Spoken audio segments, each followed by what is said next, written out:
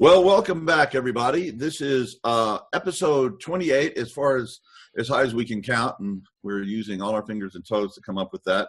And it is August 12th, 2017, and here we are on the journey of integral recovery. And there's so much to talk about, but something. I had a conversation with you earlier, Bob. I think about a week ago or so, and you talked about visiting family and going home, or however that works.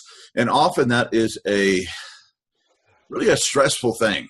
Okay. Yeah. And for many reasons. And it can be an issue if you are in early sobriety or even advanced sobriety. And, somewhere along the way, but people expect you to be like you used to be, or they're really into drinking, or there's huge political differences, or there's vast religious, spaces, and it can be really, really difficult, and it can be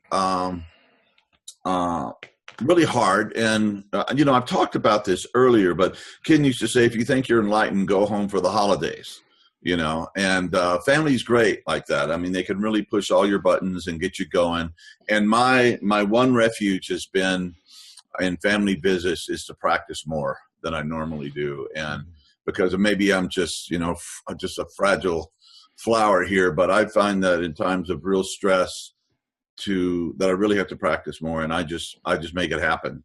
And I've also learned always have your own vehicle. When you go to a family reunion, I made that mistake once, and it was really, really painful, and that I couldn't take a break and get away and go work out or do something that I needed to do for myself. So I don't know, Bob, if you want to chime in on that, and because it was up in our conversation last week. Yeah, I'd love to chime in here, and love to hear from you too, Doug. The conversation I had with John centered around an experience I had, which is in some ways singular. I think it's going to be memorable across a lifetime for me, where I was with relatives that oftentimes there's been frustration in terms of I'm going to use the idea of levels or of stages, just being at different levels of different worldviews that are really made understandable through understanding, I think, spiral dynamics.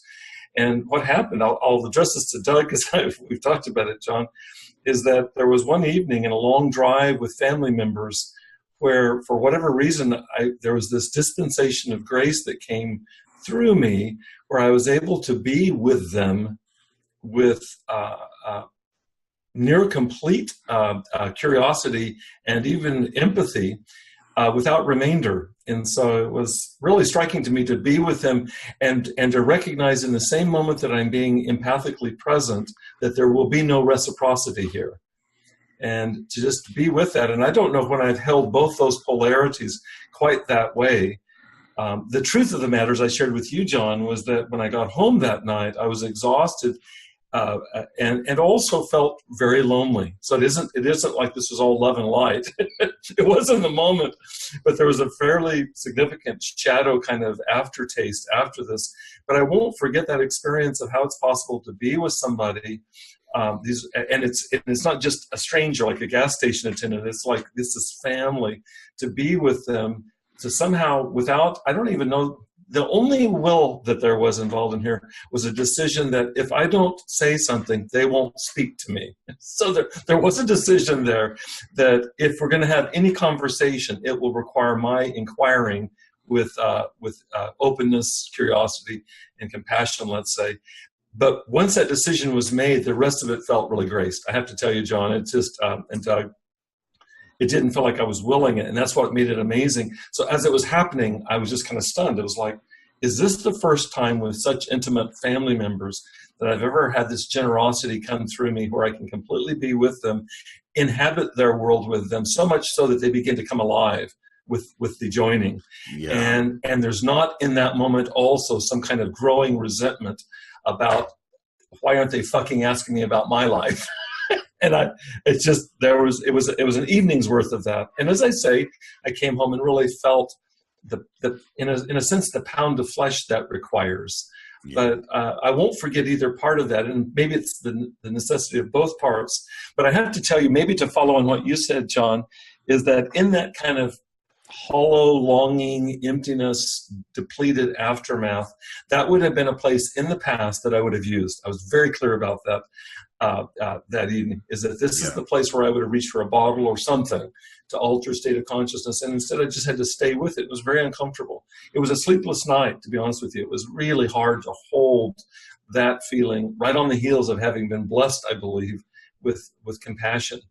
And how are you doing? How are you doing with that now? You know, it's been what, a week, 10 days or something? Yeah, it took about a day or two for that to pass, enough so for me to kind of find my equilibrium. I can't remember because I didn't time it, but I think part of what aggravated it made it more difficult, is the very next day we were back together again, and I didn't feel that same dispensation of grace. I just felt like, oh man, this is really It's really hard. It's really hard. So it was kind of like, but that evening there was something, you know what it does for me, Doug and John?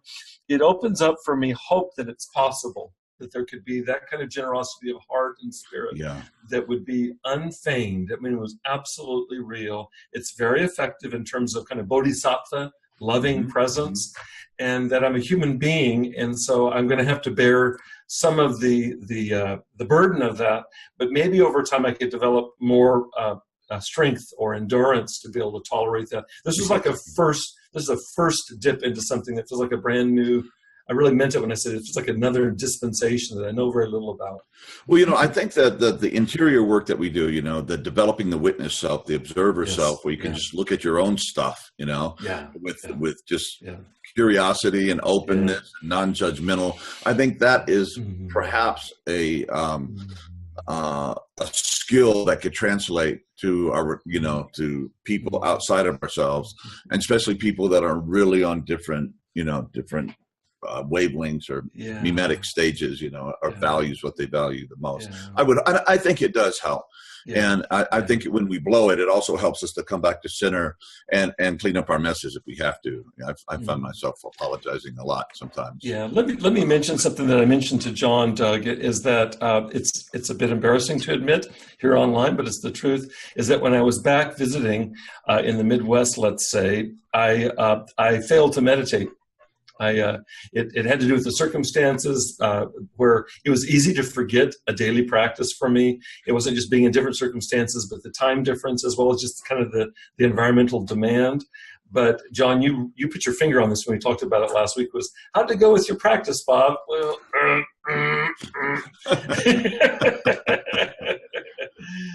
so to your point, John, is that the development and the cultivating of the witness self, whatever took me through that, I really do believe, John, that's what was going on. It felt like there was a witnessing going on with a non-attachment. And that surely would have been fueled by the momentum of all the practice. But while I was back there, what difference might it have made, instead of that night going home and mourning alone, but bookending that whole experience with some serious practice? Like you say, John, to double it up. Well, I zeroed it out. That's what I did. So there's a lesson there for me. Yeah. And Doug, you know, you've shared a lot about, well, not a lot, but more than most, you know, in a public forum about your past and, you know, and your struggles and getting sober and the work that you're doing now. How does that reflect now, you know, with your family when you go back for either with your wife's, you know, the in-laws and outlaws and your own family? What is that like for you?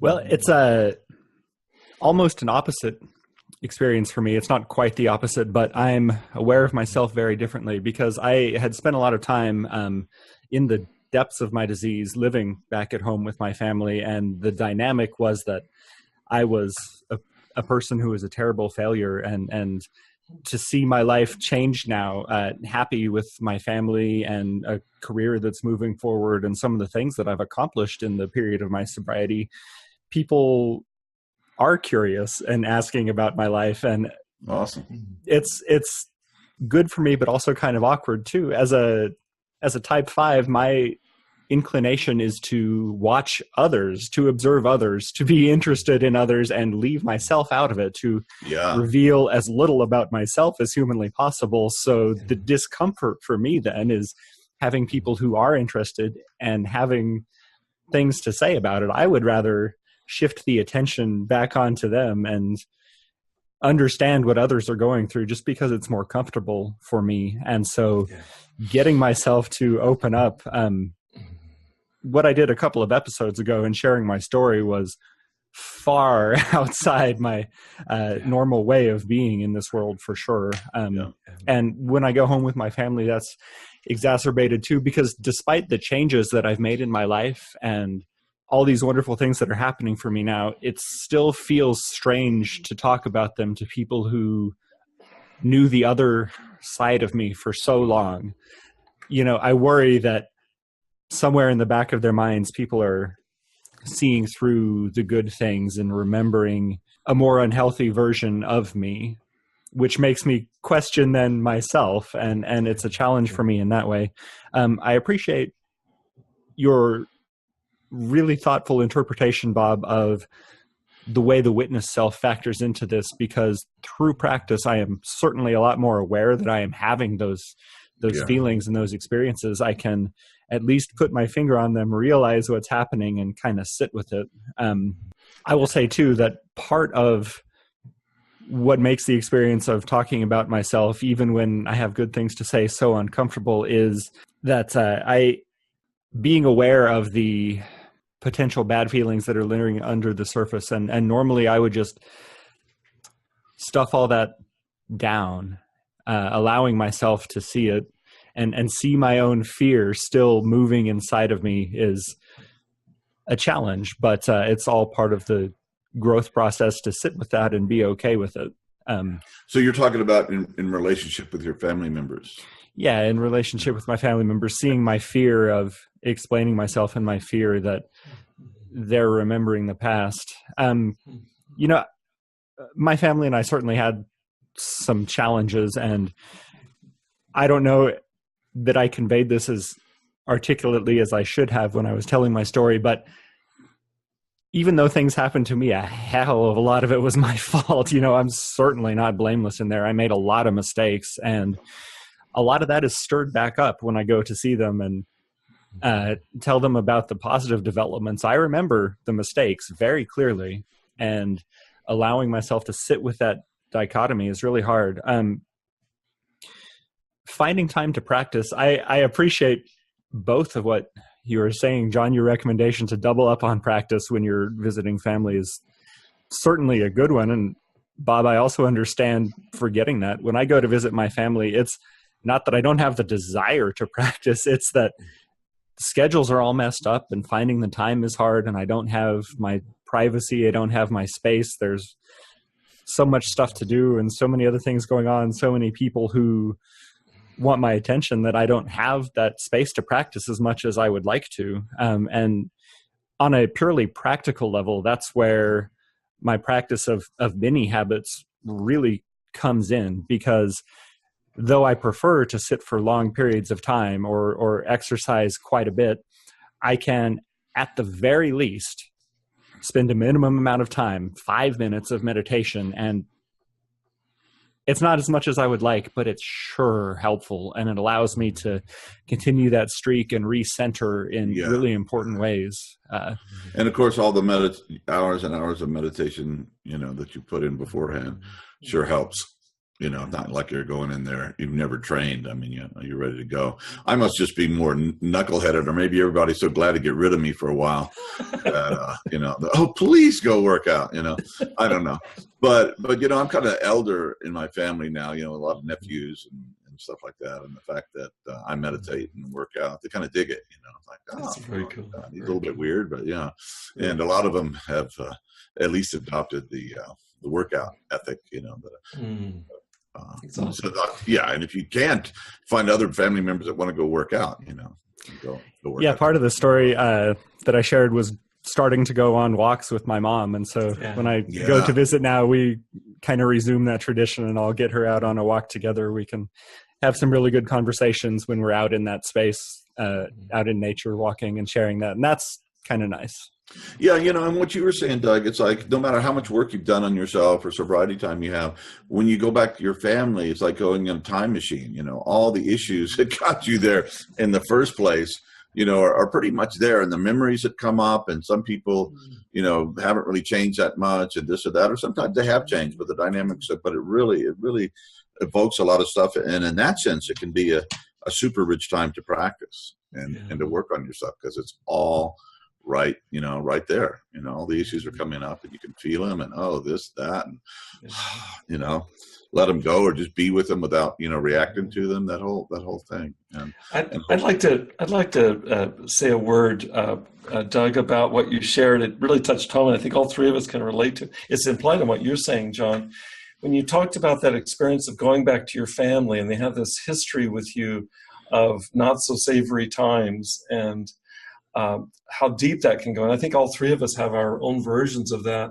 I had a supervisor, Bonnie Badenoch, who did a lot of work in interpersonal neurobiology, looking at what goes on in relationships in terms of our brain. And she had this phrase she taught me. She says, Bob, the amygdala has no time stamp. And what she's talking about is the kind of the brain repository of shame, and certainly of fear, and if you think of PTSD, certainly of trauma. It doesn't have any past, present, or future. It's just all present. And so I don't know about for you, Doug, but as you were talking, I was thinking that experience is at the very core for me of what I think of as shame. And it's the most unpleasant experience for me in and around my addiction. And it's gotten better, thank goodness. And I think all that we're talking about in terms of practice has helped to lessen its death grip on me. But the experience, it still can be, and was pervasively, of looking at myself through the eyes of my family, let's say, or anybody else that I imagined to have judged me. And it wasn't all imagined. A lot of it was real judgment. But then what that touched inside of me in terms of my own kind of, it's not like an outsider view on myself. We've talked of it before, but it's just death dealing for me. And it certainly was around my attempts early on in terms of recovery, is that I had so much shame that I could not relapse. It's just like I had to anesthetize that awful feeling. And I felt like you described it very organically, kind of like what it's really like. And family is the strange attractor for the deepest templates in our experience. Yeah. It's all there, it's evoked, and there's no timestamp. So in that moment, I'm just in this horrible feeling. And it helps to have a witness presence with that, because you can begin to recognize that when I share with you guys that evening where I sat alone with my loneliness, that was just sitting with it, watching it. It felt like crap. But I do know that, especially in active addiction, there's not even an awareness of the shame. It's like, what, me feel worried? Me feel ashamed? No, it's just immediately moved to substance, moved to altering consciousness. And so to hold that and be with that, I think our practice helps with that. But I also just want to name how incredibly deep and difficult that is to work with that material, because it's just instant trigger like that of the deepest pain inside. And for me, it manifests again as looking at myself from the outside as if through the eyes of the accuser. It's like looking at the Sanhedrin and the Pharisees and everybody else judging me. And they are me, but they're also them. And so it's a very powerful 1-2 punch. Anyway, I just want to toss that in there as you were talking. I really resonated with that. Well, Pam and I, we used to go to this monastery in northern New Mexico. And Pam would go more, then I'd come spend some time with her. And we meditate and do what you do at a monastery. And it was a Catholic monastery, but we had a friend who was the beekeeper, and she was a woman. And she had this, I think she'd gotten a sunstroke or had a couple of things, things that affected her brain. And she was completely normal in every way, except she didn't have a memory that lasts 2 weeks. Anything that was over 2 weeks old would go away. So she was absolutely the happiest person, the most spiritual person in the monastery was the beekeeper, because he just, you just don't have the memories that are tormenting you with the shame and I suck and all this stuff. And her boyfriend was like, it's really a bummer, because we get in a fight. And then after 2 weeks, he says, I love you, honey. And he said, I'm still pissed. I'm still carrying this thing, So it was just a really interesting thing to see. And when you were talking, Bob, and you too, Doug, about the memories and, that are so wrapped up in our saying, would it be nice if we just could get a stroke? And it was like, hey, how you doing? I can't remember. I think I'm supposed to be pissy, but I can't remember why. So anyway, I love you. How's that? It's like really nice. And it shows you how chained we are to our past and how we have to find a way to redeem it, and to transmute it and become okay with it, There's this idea in trauma theory that if you can be with me, Doug, you can be with me, John, if you can be with me and I recount traumatic experience, and actually it gets evoked in my nervous system. And so I'm actually in a traumatic state as I'm sharing with you, and you respond to me with compassion, you respond to me with care, is that it actually will uncouple in the brain. There's actually very interesting studies about this.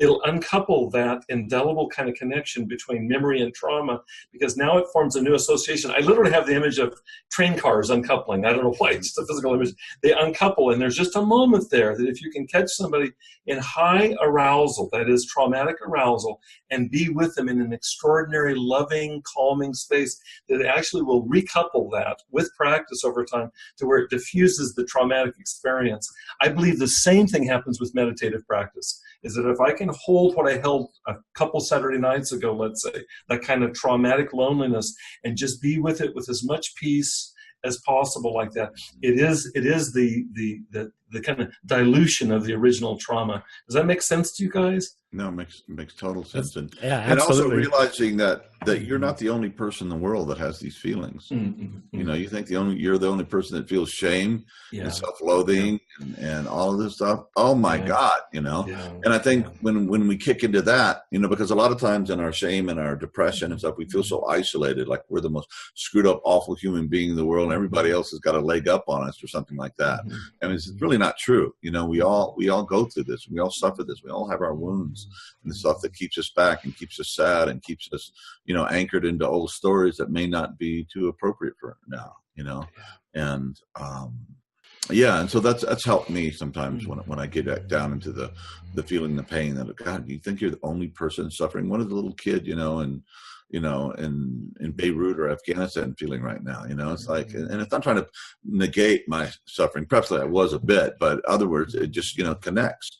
And we're all striving. We're all going through this stuff. So how can we, open that big heart and that observer self, where we can actually hold our differences and our fallibilities? It's a real practice. Compassion is to suffer with, and when we've been always taught by popular culture maybe to live life in the shallow end of the pool. It's really hard to give ourselves permission, because that's the thing that we're most avoiding, and that's where we we'll find the most growth.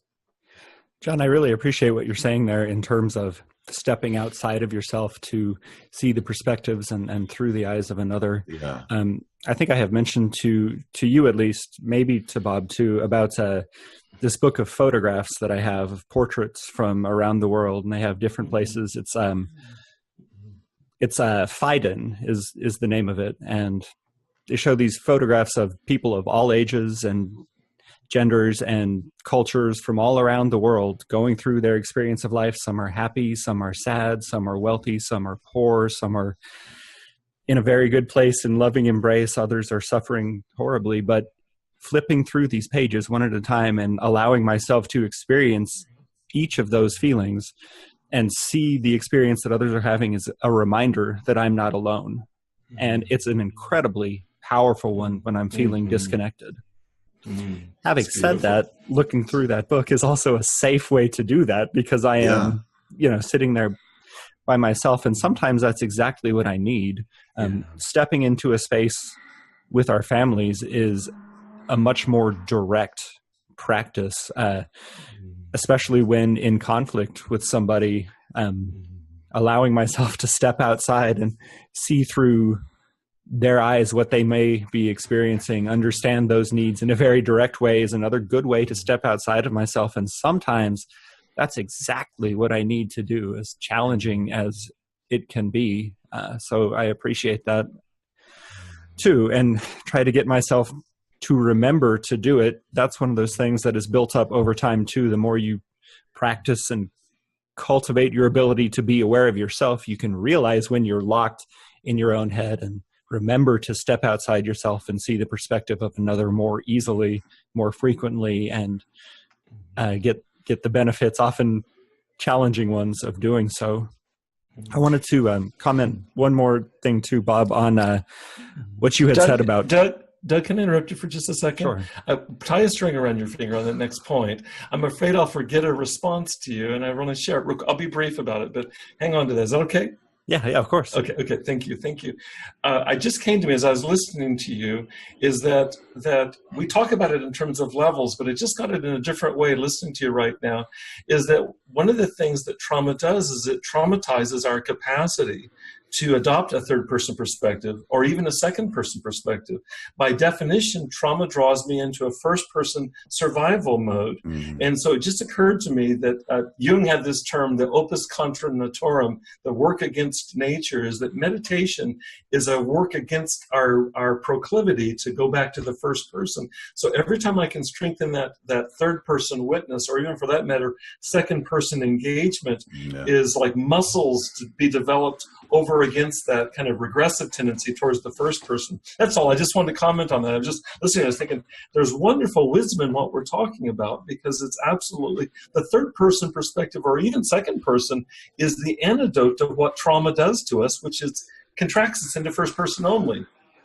That actually fits perfectly with what I was going to say anyway. Bob, I was going to comment on what you had said earlier about trauma and memory reconsolidation. There's a lot in the theory of NLP, for example, or in a program like profound releasing that is so good for working with healing those kind of emotions. What it really does is allows you to re-experience those emotions at the height of arousal when memories are most able to be changed, and then change the association with it, bring in a new compassionate association, and that bringing the witness in, bringing that compassion in, takes us right out of the first person tendencies of trauma and into a broader perspective that allows for healing and growth. That's it right there, Douglas. That's great. Thanks for bringing that in. And what you were saying, Bob, about the, having the compassionate witness, and sometimes a therapist or just a good friend. I mean, we're there to be an auxiliary ego, because when it's not our stuff, we can, I find it's easier to listen to other people and be compassionate. That's why I was a good therapist. And Doug, I found myself like you. I have a 5 wing and I'm a 6 and Doug's 5, but I became a very good listener and asked really questions. They're really fascinating other people's stories. And quite frankly, I didn't want to talk about myself. I'm sick of myself. I just felt so bad about myself. The last thing I would do is tell somebody. And so people really would tend to like me because, if you want to be popular, just really deeply listen to people and ask good questions. And in therapeutic work and stuff, it really came in healthily. But I found with you guys that I'm able to reveal more of myself more often. Thanks, Doug. Thank you. Thank you, John. This morning I posted on Facebook a story about the drummer Steve Gadd, and it was very much this point, is that Steve Gadd is probably in the last quarter of a century the most visible studio drummer alive, and so he's played with everybody from Frank Sinatra and Paul McCartney to Paul Simon and Steely Dan, and just the list goes on and on. I just saw him 2 weeks ago in Dallas backing up James Taylor. And why is it that Steve Gadd has been the first call drummer all these years? And I actually included in the Facebook post an extract from an interview with him, is that his drumming is in service of the music. And anybody that has ears to hear, that's what they want. Paul McCartney doesn't want Steve Gadd to be showing off. He has ultimate technique. He can do anything you want to do on drums. But Steve Gadd's aesthetic is, I want to play so effectively that I'm insinuated in the music that you don't even notice it. But if you were to extract that track, you'd really notice that Steve Gadd's missing. And so something about that listening perspective, whether it's with others like you're saying, John, or with ourselves, to be able just to have a quiet listening that doesn't draw attention to itself, it's very attractive to others, and it's very healing for ourselves. Yeah, and I had an experience when you were with your family. I was going to a store here to get something, and I ran into this friend that I hadn't seen in a long time, and I remember this person as being very, very open, inquisitive, calling people and on their stuff and everything. She knew integral theory. She was meditating. She was really interested in mysticism. Had this really great big open mind. I really respected her a lot for that. Anyway, unbeknownst to me, or barely beknownst to me, she'd become a fundamentalist Christian.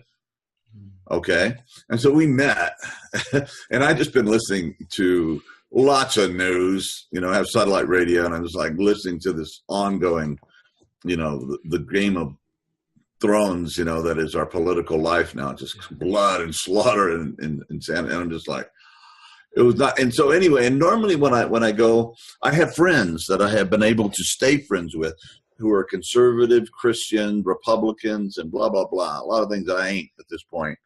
But I have been. That because I just respectful and I don't get drawn into conversations that I know they're going to be useless and going to be train wrecks unless there's a really openness to explore. But a lot of times there's not.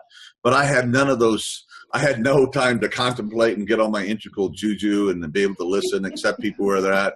And it was just awful. And the more I said, the more worse it got, and it was just. And she was looking at me and she had this kind of, like, well, I just believe in, and it's like, and then it took me back to my cult days, right? And I was, oh my God, it's like, major streams of my current trauma about the world, my country, what's going on in our government and old stuff. And it was just like, I just couldn't say anything smart at all, and then when I got home, I got a text from her husband, like, dude, what is your problem? And I just texted back, I'm an idiot. And it was the perfect answer, and he just sent me back, laughing. Yeah, that's what I heard. So, I just took it on myself. I blew that one, but it was hard, and I'm kind of like known in some circles for being pretty integral and that I can talk to different memes and stuff like that. Well, man, sometimes you just don't got it going. And it was and I felt so bad. I felt really hurt that I really screwed up and hurt somebody I cared about with my just reactive stuff. And so anyway, I kind of had to repent my heart and try to clean up that mess, and we'll see how it goes. But and there's a lot of stuff if you live in Berkeley or you're a progressive and blah blah blah, or you live in Southeast Texas and you went to Texas A&M and you're just a conservative Christian, everything your environment reflects that. So, I mean, I know people who are that way who won't go to Austin, Texas, because it's just so freaked out by all the progressive stuff, and people that are from Austin who won't go to College Station or to Dallas. It's like we're starting to ghettoize ourselves, and families allow us you almost can't escape family. Well, you can, and sometimes you have to, but many times we're called to be with people from other memes, and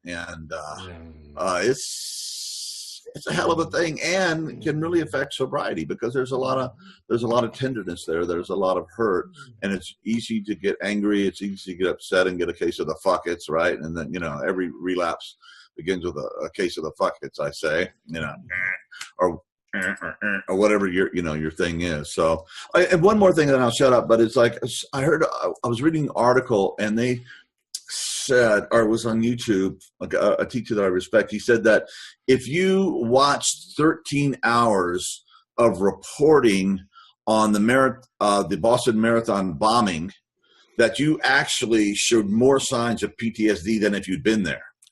Wow. And so it just got me to think, we see all this stuff, the news, we got two idiots facing on wanting to start a nuclear war right now, our president and the other guy, right? And, it's just like, as we're talking, that's kind of this, the sword of Damocles that's sitting over us. And, and I can't do anything about it. I can't, email my congressman or email the White House and say, chill, it's like, it's this thing. And so, there's a lot of stress, and not just from our own, interior things and our screw ups and our grace, our wound, the dumb things we did. If we go with it and work with it, make us into the men that we're supposed to be, or the persons we're supposed to be. And that's a lot of stuff. And either you gotta, there's different ways you can go, but it can become an addiction. You become addicted to the news and the constant outrage and the stress and the stupidity and the laughing and the cynicism, however you deal with it, or you can cut yourself off. So anyway, I'm struggling with that now. And how do we, get enough? I don't think dropping out and just putting our heads in the sand is quite it, because we're part of we're part of the whole world now. But also you have to maintain your own centeredness and your own mental and spiritual and emotional health at the same time. So any comments that you guys have? John, I really respect the challenge you're dealing with there. media in general and news in particular are masters at manipulating our emotional state and doing exactly what they need to do to keep us glued to those screens. And it has a powerful impact on our well-being. Those things affect us on a neurological, neurochemical level, keep us on edge and, well, quite frankly, ready to buy products. But it's really hard to balance that need to stay informed and be an important part of the world and do what we need to do with knowing where to draw the line. And I have struggled with that myself. The last couple of years, really, I have tried to put very deliberate brackets around my consumption of news media in particular, and it has improved my sense of well-being tremendously. And it's a challenge that I really respect. That's something that I would suggest to people who find themselves struggling with that, is try to put brackets around it and limit that to, certain hours of the day that you allow yourself to check, or a certain amount of time or whatever, because it can balloon. I had a period, certain days of the month, maybe, when I was deep in my phase of addiction and relapse, etc.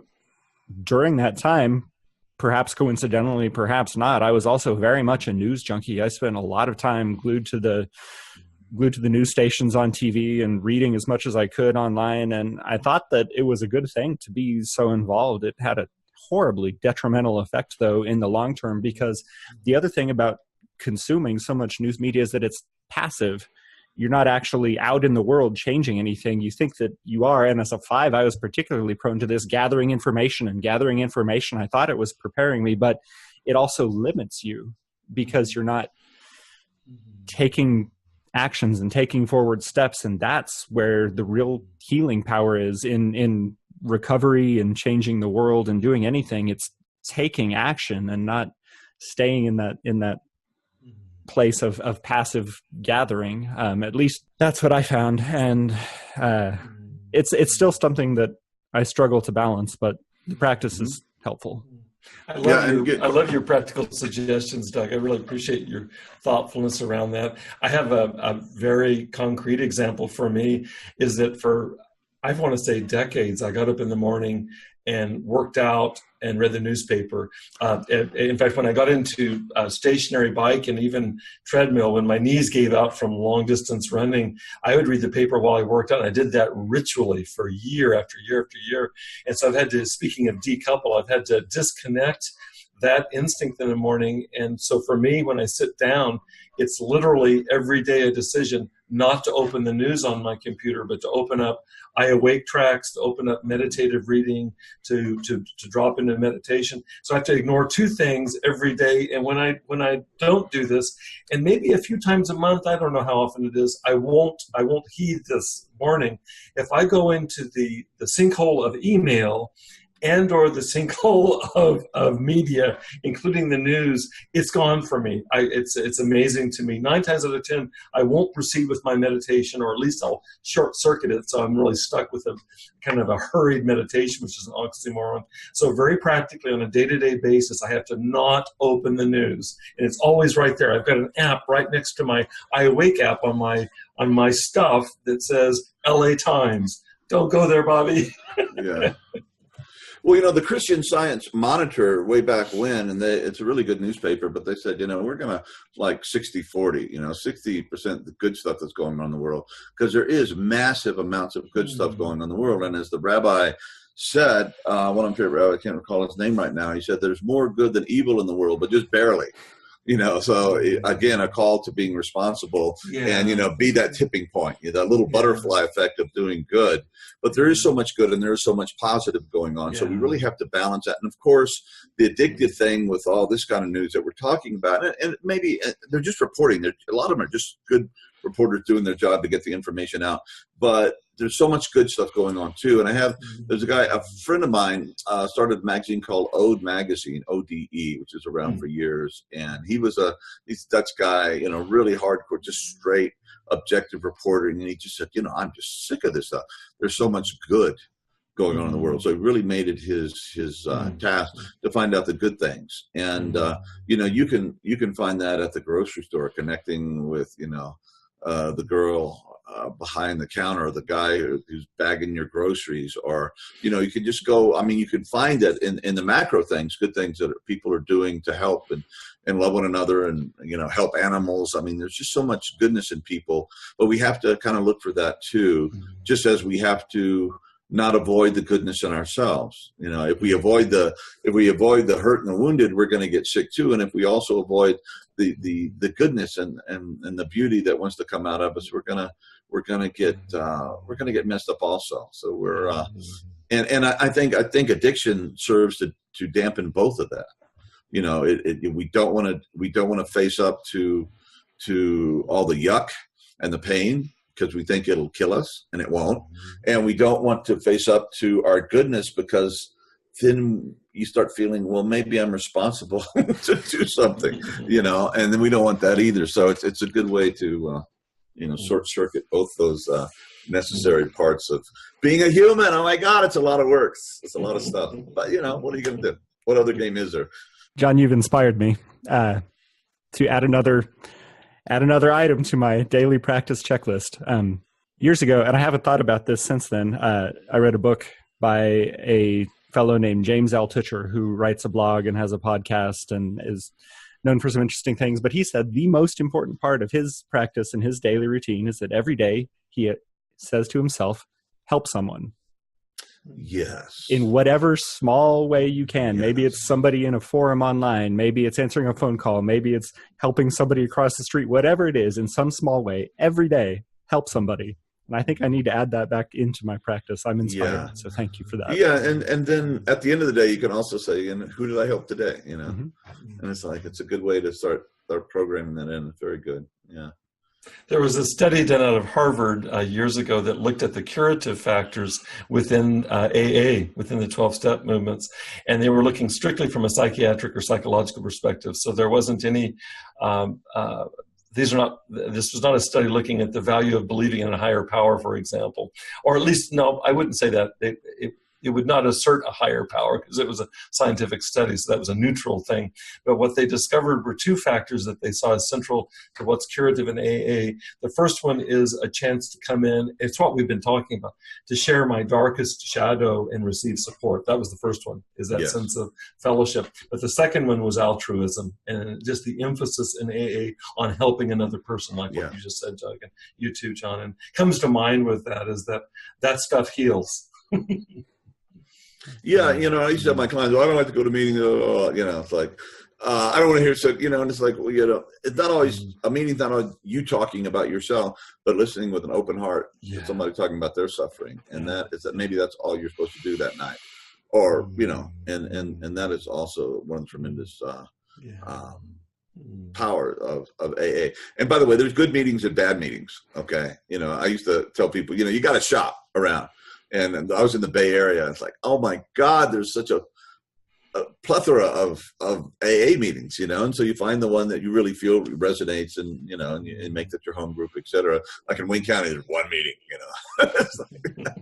but of course now there's meetings online and stuff. Anyway, so just a plug for the essential nobility and goodness and of AA, that through all just admittedly screwed up people have kept the vision alive of serving and helping one another and taking responsibility for their past and for their addictions. And the it's same a very noble thing.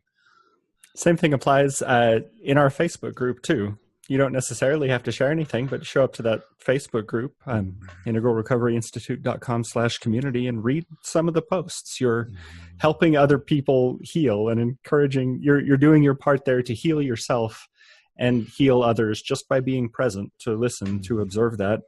And the same thing applies with our families. When we go home to visit, we take another perspective just by allowing ourselves to be present, to really listen and see things from their perspective. That can be healing profoundly so for everyone. Well, I guess that's about time to wrap this episode, yeah? We love you all. And I heard I'm on this Radical Recovery Summit coming up, and we did an interview, and they quoted me. They took something out of our conversation, that if you do the work, you'll get better. if you do the work, you'll get better. And I said, that's pretty smart. I said that. That's pretty good. So if you work hard and show up and you're, the vulnerability and the integrity and the courage of my two brothers here, thank you, John. Then we'll get better and the world will be better. Okay. So anyway, love you guys. Thank you so much. That's love. Thank you.